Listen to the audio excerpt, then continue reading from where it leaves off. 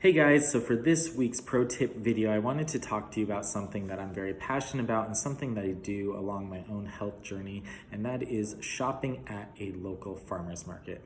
I wanted to do this topic because this is something, like I said, that I also do myself, and it's primarily where I get most of my food from. And the reason why is when we go to a local farmer's market, it brings a lot of benefits to ourselves as well as to the local community. So the reasons why are: one, when we go to the farmer's market in our local neighborhood, we're going to get foods that are going to be grown a lot closer to the source that they are from. This means that the food that's going to be at these local farms has not been trucked in from miles away or even shipped from overseas. So this is going to have a lot lower carbon impact in the environment. That's because we're not going to have as much in-between time as well as transportation that is needed in order to get the foods from source A to the market.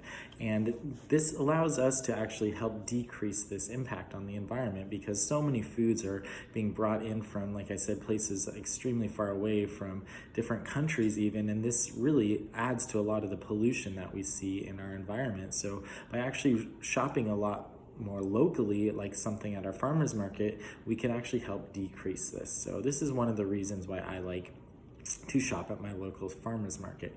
The second reason is the farmers market typically has food that is in its peak season.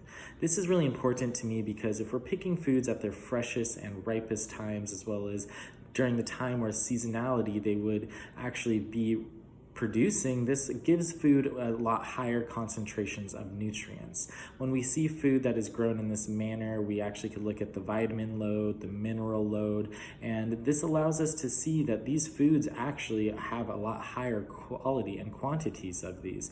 And this makes me know that I'm going to be serving myself with the right types of foods that are going to be high in these nutritive values and the reasons why I'm eating them to begin with. Also, when we go to the farmers market, we're going to also see that almost all the foods there are going to be whole food sources. They're not going to be processed. They're not going to be having additives to them. And they're really going to be in their most raw state. As you walk around, you will see that you're going to see fruits, you're going to see vegetables, you're going to see maybe some bread, some eggs, some meats, but really nothing beyond that, nothing that is going to be highly manufactured. And this allows us to actually be eating the best quality foods by doing so. Yes, this is going to take some cooking and preparation in order to do, but you could follow some of my recipes. You could look at some other recipes online and figure out how to eat these foods that are, like I said a minute ago, very high in their nutritive values. And once you actually learn how to cook with these foods, you'll see that these foods that are picked at the highest peak time and the best quality, that you're going to make some meals that are just going to taste extraordinarily better than they ever had before. I mean, first time you eat a tomato that comes from a good farm at your farmer's market, you will see that this does not taste like most of the watered down tomatoes that you're going to be getting conventionally at your typical grocery store or even at a restaurant when you're buying out. So when you walk around, yes, you're going to be seeing these whole food ingredients. So this makes it really awesome because it allows you also to create foods that you want to eat and also learn how to make new ones to enjoy.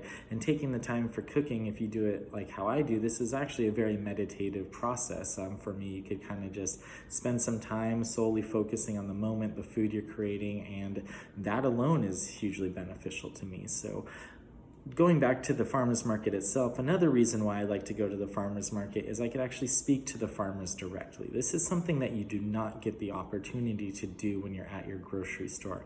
You walk around, even when you're going around the perimeter where the whole foods are also based, you can't ask the farmer anything about his fruits or vegetables. So the reason why I like to do this is because I could ask the farmers some very important questions. And some of the questions I typically ask them is, one, also, what is the most tasty at this time? I mean, this is something that's always fun to ask because they will tell you, oh no, like my tomatoes are actually not as tasty this week, or my figs are peaking right now. You definitely got to try these out. So it allows me once again to even get better quality foods and ones that are just extremely tasty. So from that standpoint alone, it's amazing. But by also being able to communicate with the farmers, I could ask them questions like, if it is fruits and vegetables, do they use pesticides?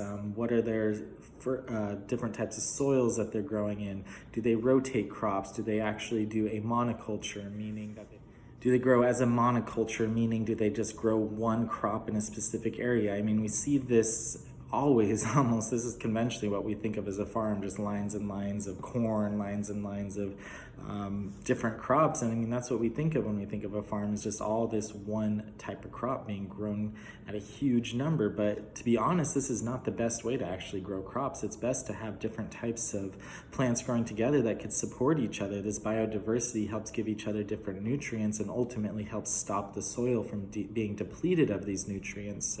And these nutrients are what are going into the foods that we eat, that we need, and then are consuming for our own health benefits. So by asking these types of questions about the soil conditions is just another great reason to be able to speak to the farmers directly about the foods that you're going to be consuming. So this is one of the reasons why I love being able to go to the farmer's market, like I said, because you could ask this to the farmer directly. Something else you could do is even ask them for different ways to prepare the foods. This is something that I find is really awesome, and you could get some awesome recipes that are typically from the families of the farmers that they've been doing for generations, from different cultures. And when you ask this, it's fun to take home because you're going to be finding yourself creating a lot of different dishes that you probably would not have done before, and stuff that honestly taste amazing with these foods, because who knows it better than the farmers that are growing it themselves.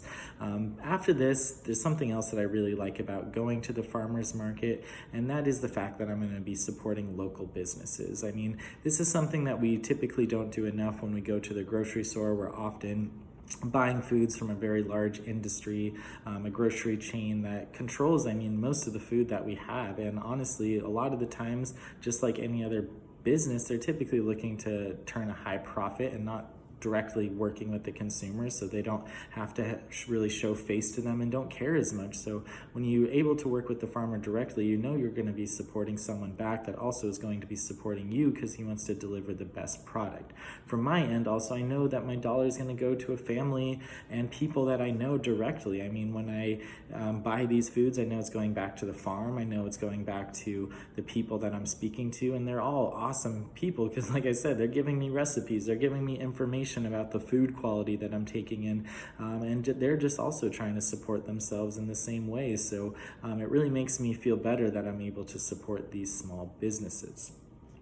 From here, I want to talk about how you could actually find a local farmers market. So in the show notes here, I'm actually going to add a link. This link I typically like to share on my Instagram or different social media platforms, because all you have to do is actually go in, type in your zip code, and it will populate the farmers markets that are closest to you.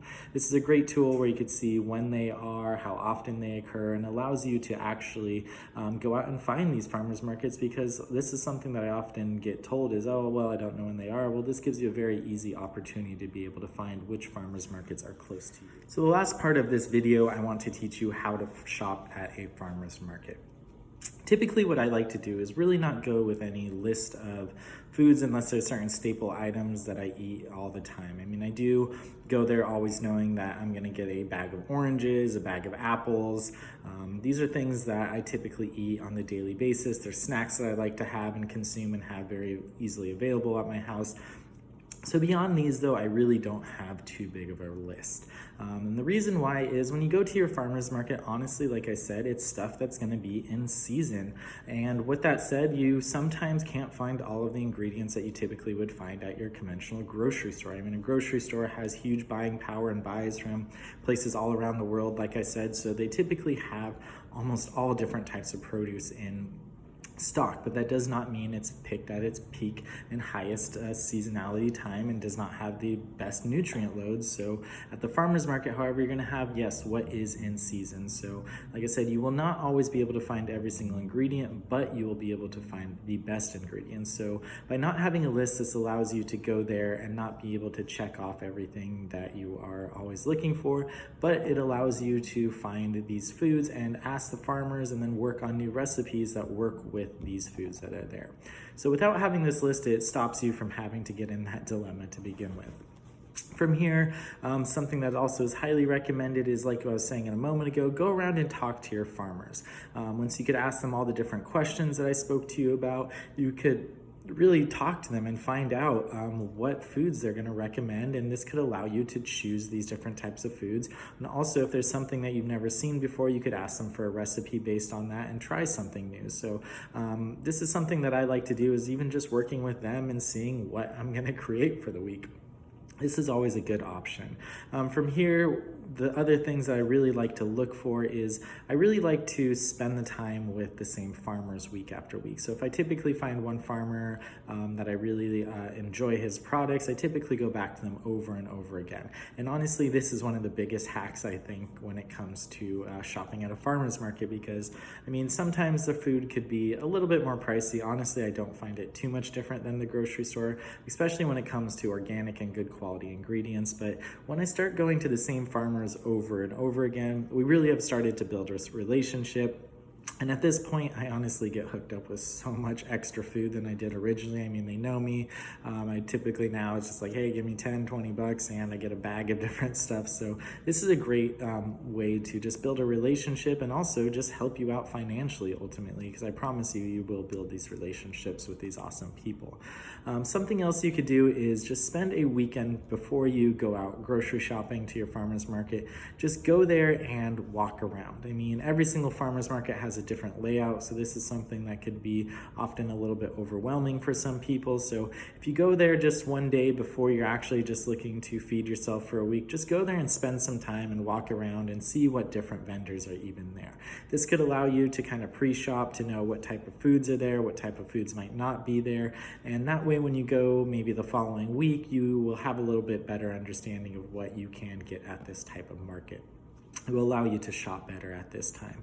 And also, I mean, just when you're there in general, I mean, this first time out is not going to be a bust because you're going to see stuff. And also these markets often have free food. They have live music. They also have other vendors that are providing already cooked meals that's just awesome to eat for the day. And you'll see different boutique vendors as well. And it's just honestly a great day out. So this is going to kind of cap it up for what to do at a farmer's market, what to look for, how to find a farmer's market. So I hope some of this information helped. And if you have any questions, please drop them in the comments and I'd be happy to respond. Thank you.